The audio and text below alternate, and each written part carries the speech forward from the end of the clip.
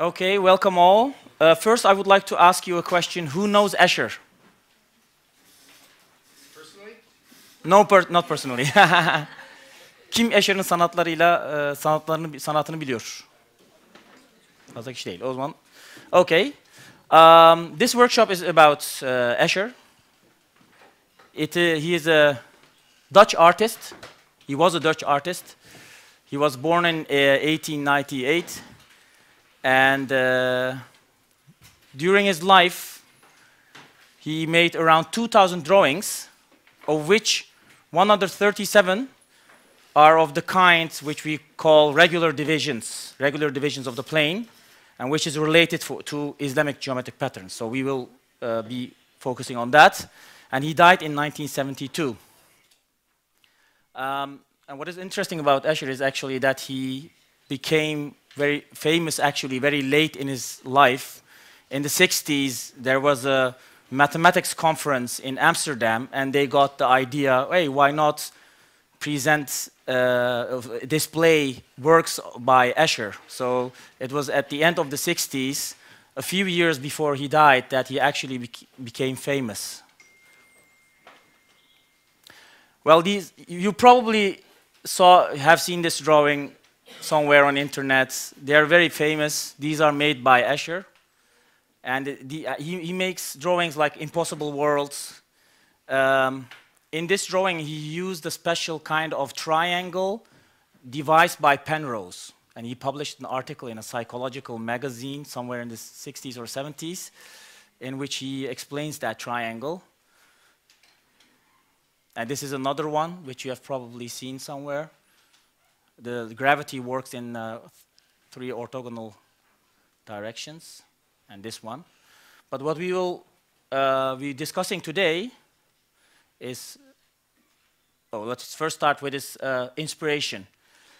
During his life, Escher made two visits to Spain, Islamic Spain, in the south to Granada, the Alhambra Palace, which is one of the most famous and most beautiful palaces in the world. This is the Lion's Court of the Alhambra Palace. In 1922, he visited for the first time, and later in the 30s, he made a second visit. And there, for the first time in his life, he saw these very beautiful tiles, these Islamic geometric patterns. And the Alhambra Palace is really literally filled with all kinds of very beautiful geometric tiles. These are the more simple ones. I didn't have the pictures of the more complex ones. And then he started making drawings because he's not a mathematician. He was not a mathematician, but he was very, very interested in how the mathematics worked. So he tried to figure it out. And in 1936, he made a deal with a boating company, and he said, "Oh, I'll draw a special drawing for you that you can use in your posters if you give me a free ticket to Spain." So he made an arrangement, and he made a second visit together with his wife, Yetta, to Granada, and then he made it, for 3 weeks, he studied the walls, he made drawings, he tried to understand how it works. And these are original drawings by Escher. And you can see the date, 36, probably May.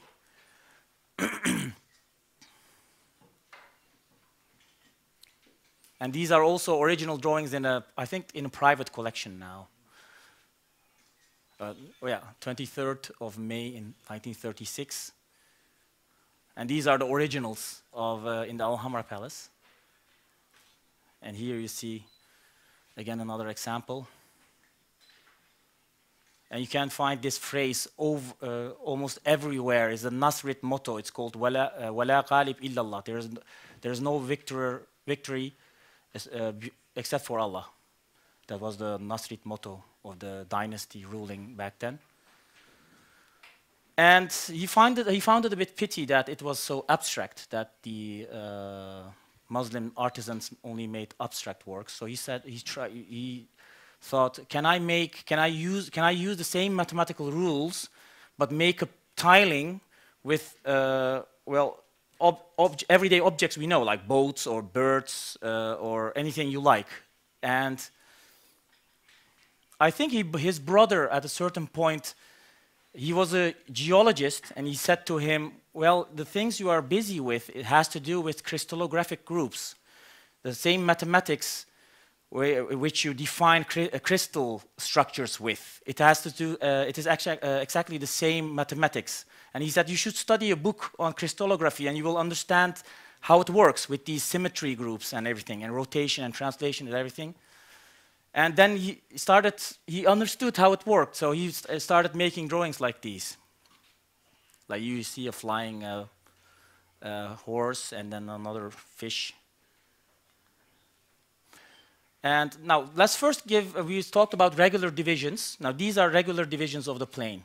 Let me first give a definition, a mathematical definition of that. A regular division of the plane is a pattern that occurs after repeating a shape in such a way that the whole plane is filled without holes or overlap. So you have one shape.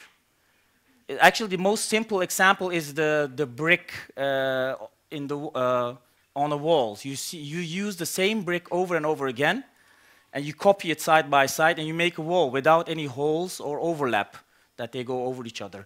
But that's a very simple shape, of course. But how do you do the same thing with the bird? But in this case, with the drawing, for example, with the horse, one horse drawing is a shape. But you have to do it in such a way that if you copy-paste it, and you fit it side by side, it fits like Lego. And there are no holes in it, or there's no overlap. So that's regular division of the plane. Now, about tiling the plane with polygons, the question, for example, you could ask, with which polygons you can tile the plane. Now, with every triangle and polygon with 4 angles, you can fill the plane. Doesn't matter which shape, you can fill it. But with pentagons and hexagons, there are different. That is different. With hexagons, there is a special mathematical rule for it. And it says opposite sides have to be of equal length, and they have to be parallel to each other. If you make the drawing according to this mathematical rule, you can make a tiling with hexagons, a grid with hexagons. And for pentagons, there is a special case. I will tell that later. But now, first, we will start with a very simple and a little bit more difficult task. So you have to, first, you have to repeat this triangle and to fill the plane here. And you make a tiling. This one is relatively simple, but then you will start with this.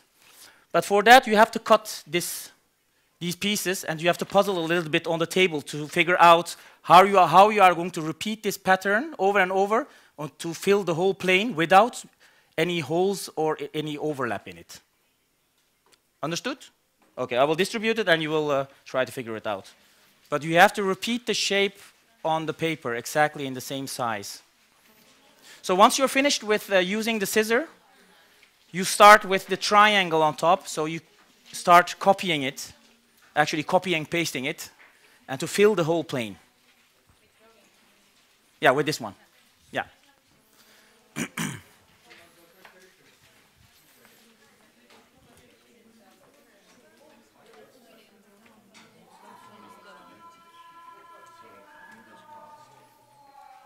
Ladies and gentlemen, I think everyone has now understood a little bit how it works. So just the idea, the intention was to show you how a grid works, how a regular division of the plane works. This is a drawing that Escher used himself to explain the grids, the primary, as he calls it in Dutch, primary shapes he would use for a regular division of the plane, like a parallelogram or a square or a triangle. Now, I told you about the pentagon, that to make a regular division of the plane with pentagons, there's something special about it. With regular pentagons, you cannot fill a plane. You cannot make a regular division. With irregular pentagons, they have discovered 14 types of pentagons that can fill the plane until now. So mathematicians have found 14 different types of irregular pentagons which can fill the plane, which you can make a regular division with. In Escher's time, only 9 of these was known. 4 of the 14 types were invented by an American lady, a housewife actually. She was very interested in puzzles, and she discovered 4 types, and I will show some examples of which she made. And the last one, the 14th type, was discovered by a mathematics student, a master's student from Germany. So these are the 14 types of irregular pentagons which you can fill a plane with.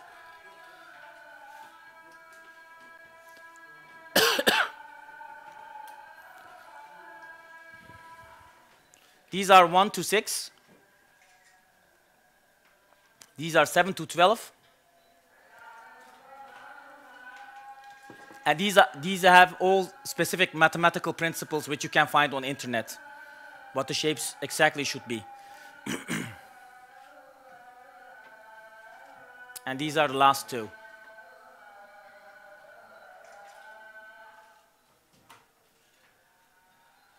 Now, so speaking about Marjorie Rice, the American housewife, who discovered 4 types. These are the first 2 which she discovered.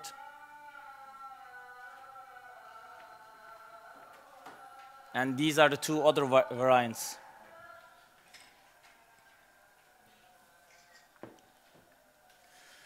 Escher experimented with some of these. Here you can clearly see the grid that Escher used to make this drawing. On the right, it's still visible. But now, when you will look with these, here you can still see the grid, but here it's almost impossible to see. But still, he uses a pentagonal, irregular grid to start with, and he does something with it, and he makes a drawing like this. And now, at the end of this workshop, you will learn the mathematical principles, how to do that. Here you see the same with Marjorie Rice, what she made out of one of the pentagonal shape she found. She makes this of it, and she makes a drawing like that. This is an example made by Marjorie Rice. Now, how does Escher make an Escher-like drawing? He first starts with the grid of polygons, like I showed you here. You can start with this or that or that. Doesn't matter. You have to choose a grid to start with. And then, for example, here, a triangle. You do something with the sides, like here, you make a wave shape of it. This is a shape you see in the Alhambra Palace. And once you have produced this shape, you repeat it, and it fits like Lego. And then you have this. It's actually, the mathematical principles are very simple. I will show you a good example later on, starting from the beginning to the artwork. But, and if you now talk in reverse, let's say you have an Escher-like drawing in your hands, how to find the grid which Escher used. Now the rule is, you have to search for a corner where 2 or 3 tiles meet. And you have to make a mark on that point. And you continue along the sides of one shape, and you mark, for example, first you continue along the shape, you mark that point, you continue, you mark that point. But the important thing is still to consider 2 or more, 3 or more tiles come together. So 2 is not enough, 3 or more. And then you connect the points with straight lines. And then you see, oh, in this shape, in this drawing, triangular grid was used. But it could also be something else, of course. Now the assignment is, I will distribute to you an original Escher drawing, and then you have to find which kind of grid Escher used inside this one. Bir dakika. Şurayı kaçırmışsınız. Şöyle. Ondan sonra şöyle. Sonra şurası.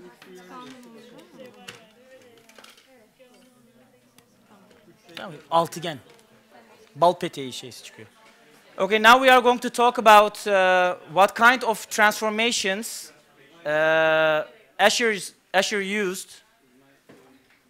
So actually he uses 4 different rules, 4 different mathematical rules to make his drawing. So he first chooses a grid, like the triangle or the hexagonal in this case, and then he does something with the sides, and what that something is this. So you have 4 different types of modifications you can make to the grid to create an Escher-like drawing. So first of them is translation. I will give examples later. Second one is rotation around the corner. The third one is rotation around the middle of a side. And the fourth one is glide reflection. And I will give examples for each of these. This is the first example, and you see an example by Escher. Translation. So what do? You have a grid. You do something with the side. Doesn't matter what, it depends on what you want to draw. But the important thing is to make it fit in each other. You have, if you want to use translation at least, you shift it to the other side. You make a copy on the other side, exactly of the same shape that you did here, and then it fits together. So this is translation. This is rotation around the corner. You can also take a grid, like in this case as a square, and you make something, you modify this side by drawing some shape. But what you then do is you rotate the shape 90 degrees, rotation around the corner. If you apply this, it also fits together. And this can be used for triangles and rectangles of equal sides.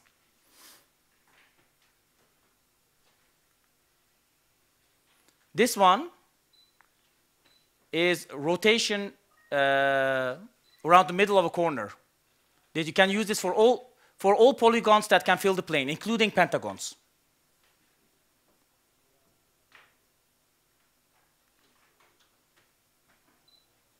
And this is glide reflection. So what you actually do, you translate it, and then you mirror it. So it's actually a translation and a mirroring at the same time. Now the assignment is to find what kind of transformation Escher has made in this lizard drawing. Could you go back to the last rotation? So I will repeat them again. Translation, rotation around the corner, rotation around the middle of a side, and glide reflection. Normally I would have handouts which have an overview of these, but unfortunately I forgot to print them. So it is the answer is rotation around the corner. Yeah. Which corner? This one. He just 120 degrees. Now I would like to show you an example of how you can make an Escher-like drawing from begin to end. I found it in a book and I just copied it.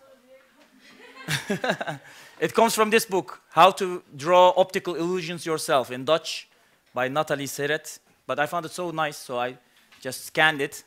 But it starts with the square. She then makes a transformation, like what she does. She makes this shape. But what does she do then? She translates it onto the other side. So she uses translation. Then you get this shape.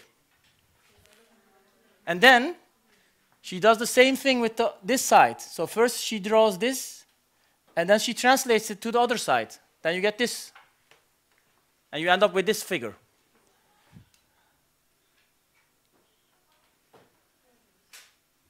And then she makes this out of it. See? The rest is your imagination. It depends on what you see in it. But you can make very nice things with it. And online, on internet, there are some online applications and where you can also make it online, an Escher-like drawing. And I think Craig Kaplan has a special Escherization software how to calculate the best fitting shape for a certain object to make. Yeah, exactly. And then she makes this out of it. So with a simple translation rule, you can make very beautiful pieces of art. I actually had another assignment, but I will just distribute it to you to find the grid used in this one, but we don't have time for that. So I'll just distribute it to you so you can practice it at home. I will give you some examples now of some shapes. Oh, if you can distribute for me. Now I would like to show you some examples of artwork from the Islamic world, which contains some very beautiful Islamic geometric patterns. We usually paid attention to buildings or tile work, but now I would like to show you all kinds of objects which contain geometric patterns. This is a picture of the Alcazar in Sevilla. As you can see, all these are separate pieces of tile.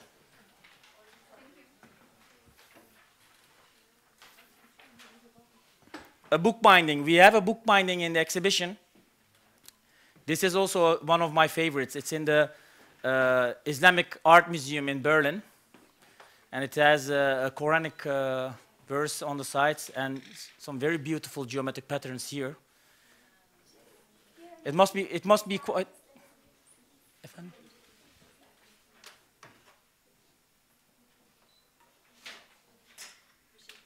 It must be quite some work to produce this.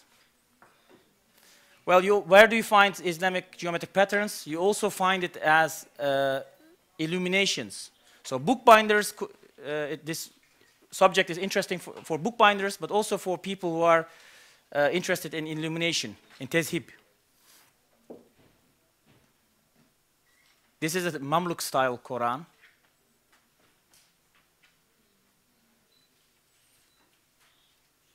There are dozens of these kind of Qurans in libraries in the world with very, very beautiful geometric patterns. And some of them are so small and so detailed, one wonders how they made them. This is Ilhanid style, Persian Qurans. The style is a bit different, but still with geometric patterns. And this is a book I can advise to you for these kinds of examples, The Quranic Art of Calligraphy and Illumination by Martin Links. This is one of the most complex domes in the Islamic world. It's the dome of the tomb of Sheikh Nimatullah in Mahan.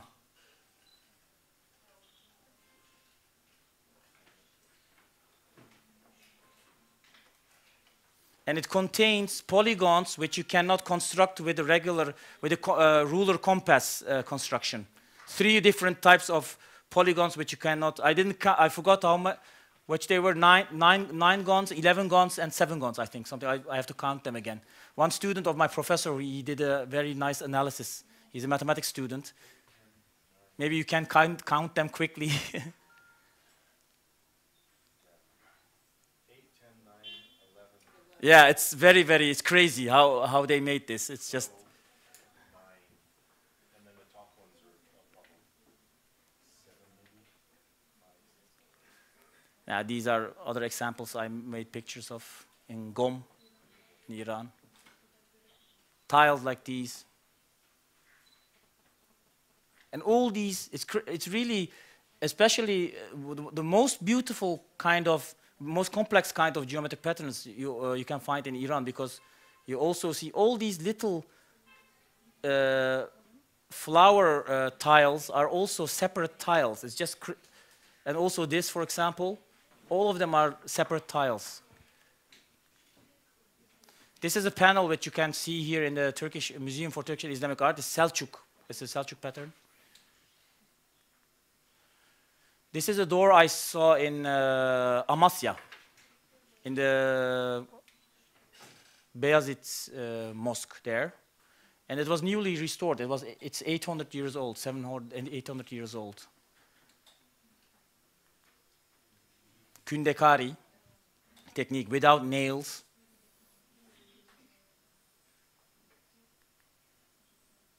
And this is also this is the door I like the most. This is the door of the Ulu Cami, the Grand Mosque in Cizre, in Diyarbakır. And the interesting thing with this door is it's metal. You can see it in the Türk İslam Eserleri Müzesi, the Museum for Turkish and Islamic Art. But you see this door, these door knockers here in the shape of a dragon. Sorry. Yeah. But this one is missing, and that one is in Denmark because they stole it. And now it's in the David's collection, Islamic art collection.